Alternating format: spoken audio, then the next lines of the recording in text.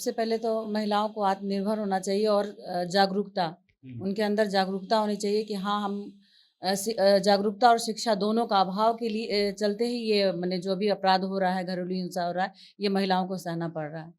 आप देखिए, लड़कियों के साथ या महिलाओं के साथ अगर जब भी कुछ इस तरह का घटना होता है घरेलू हिंसा का, तो सबसे पहले उनको अपने परिवार से बताना चाहिए। अगर वो ससुराल में है, तो मायके वालों को बताएँ, अगर पति सपोर्ट में है, तो पति को बताएँ या फिर अगर कोई भी जो है उनके सपोर्ट में उनको बताएँ।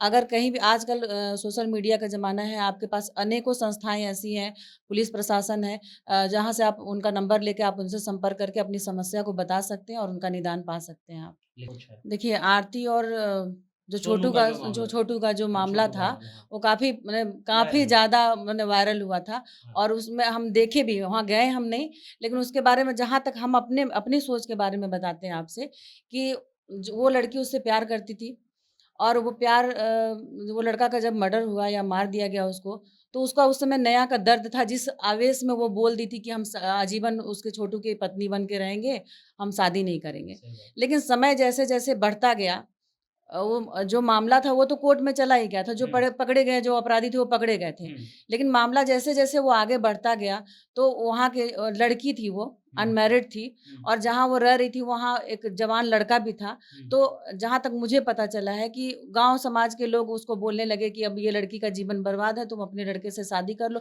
या फिर उसका अपना पारिवारिक ये निर्णय हो कि हुँ, हाँ, शादी मेरे नज़र में वो शादी करके कोई गलत नहीं की है क्योंकि एक लड़की है, हम लोग विधवा विवाह पे बात करते हैं। कि हुँ। जो लड़की विधवा हो जाती है उसकी दोबारा पुनर्विवाह होना चाहिए। वीडियो वायरल हो रहा है, वहाँ लोग पहुँच रहे हैं। कितने मने पत्रकारों को हम देखे कि झगड़ा लड़ाई सब चीज़ हुआ। ये चीज़ नहीं होना चाहिए था वहाँ पे।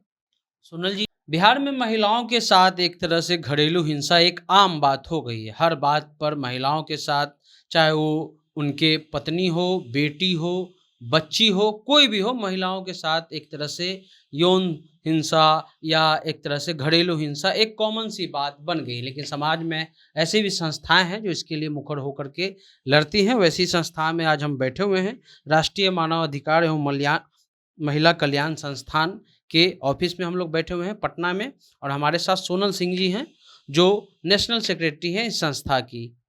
बहुत सारा घटना हो रहा है और हम अभी आपका देखें कि अब लगाए हुए हैं कि कहाँ-कहाँ आप गए, कहाँ-कहाँ असर हुआ।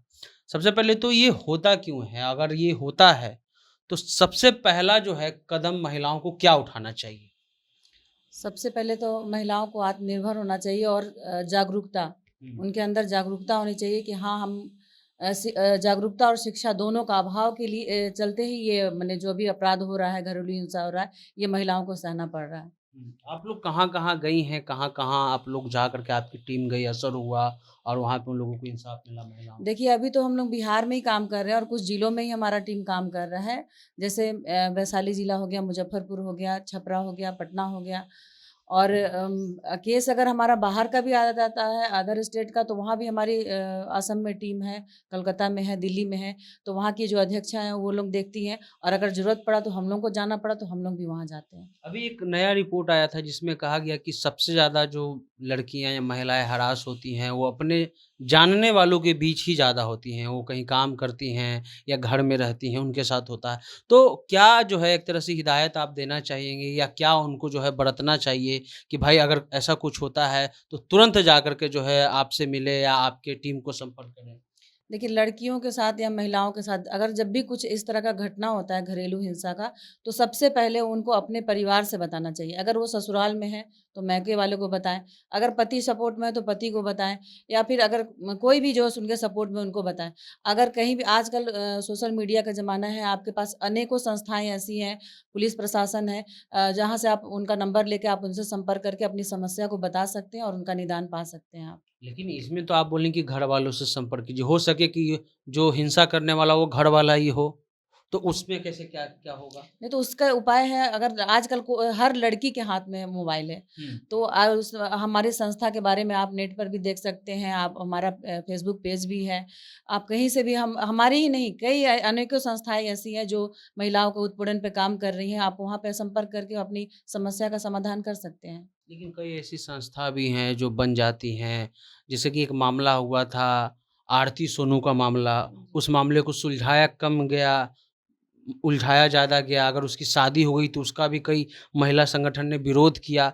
तो ऐसे जब किसी का कोई व्यक्तिगत निर्णय कोई महिला ले लेती है तो उसका विरोध क्यों होता है? या ऐसी अलग-अलग संस्थाएँ हैं जो भाई उस सिर्फ़ टीआरपी के लिए ऐसा करती हैं, तो उस पर आपका क्या सोच है? देखिए, आरती और सोनू का जो जो मामला था। छोटू का जो हाँ, मामला छोटू का था, मामला, हाँ। वो काफ़ी काफ़ी वायरल हुआ। ज़्यादा वायरल हुआ था हाँ। और उसमें हम देखे भी, वहाँ गए हम नहीं, लेकिन उसके बारे में जहाँ तक हम अपनी सोच के बारे में बताते हैं आपसे कि वो लड़की उससे प्यार करती थी और वो वो लड़का का जब मर्डर हुआ या मार दिया गया उसको, तो उसका उस समय नया का दर्द था, जिस आवेश में वो बोल दी थी कि हम आजीवन उसके छोटू की पत्नी बन के रहेंगे, हम शादी नहीं करेंगे। सही बात। लेकिन समय जैसे-जैसे बढ़ता गया, जो मामला था वो तो कोर्ट में चला ही गया था, जो हुँ। पकड़े गए, जो अपराधी थे वो पकड़े गए थे। हुँ, लेकिन मामला जैसे-जैसे वो आगे बढ़ता गया, तो वहाँ के लड़की थी वो, हुँ, अनमैरिड थी हुँ, और जहाँ वो रह रही थी वहाँ एक जवान लड़का भी था। हुँ। तो जहाँ तक मुझे पता चला है कि गाँव समाज के लोग उसको बोलने लगे कि अब ये लड़की का जीवन बर्बाद है, तुम अपने लड़के से शादी कर लो या फिर उसका अपना पारिवारिक ये निर्णय हो कि हुँ, हाँ, मेरे नज़र में वो शादी करके कोई गलत नहीं की है, क्योंकि एक लड़की है, हम लोग विधवा विवाह पे बात करते हैं। कि हुँ। जो लड़की विधवा हो जाती है उसकी दोबारा पुनर्विवाह होना चाहिए।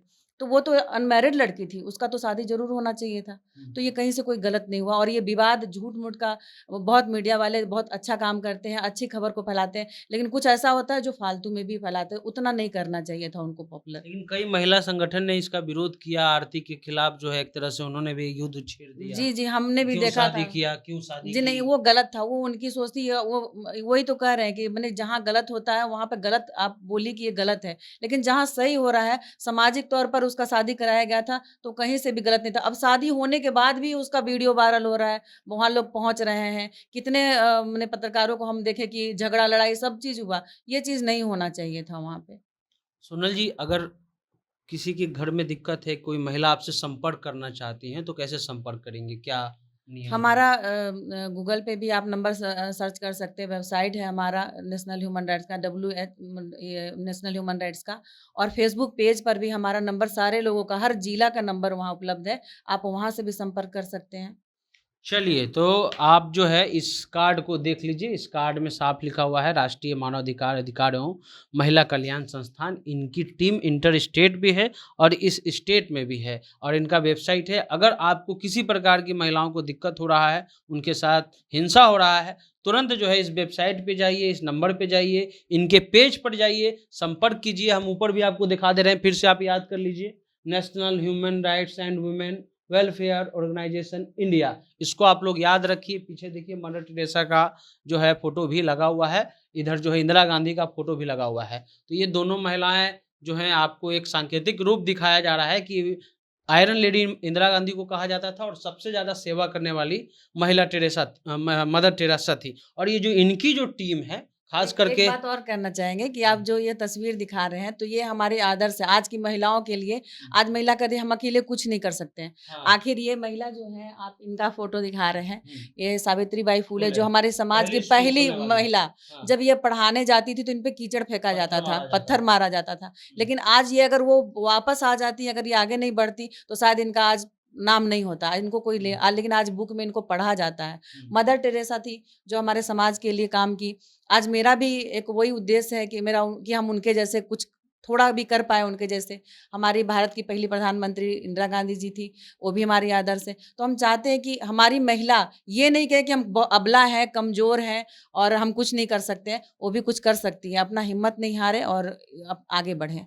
चलिए, तो हिम्मत नहीं हारिए, आगे बढ़िए और वो जो गाना है एक सत्यमेव जयते का कि मुझे क्या बेचेगा रुपैया, उसको भी याद रखिए। महिला कहीं से कमज़ोर नहीं है और खूब लड़ी महिलाएँ, कोई मर्दानी जो नहीं कहना है, खूब लड़ी जनानी वो तो झाँसी वाली रानी थी। ये पूरी टीम जो है आपके सेवा में उपलब्ध है, बस आपको संपर्क करना है। आप जनता जंक्शन देख रहे थे।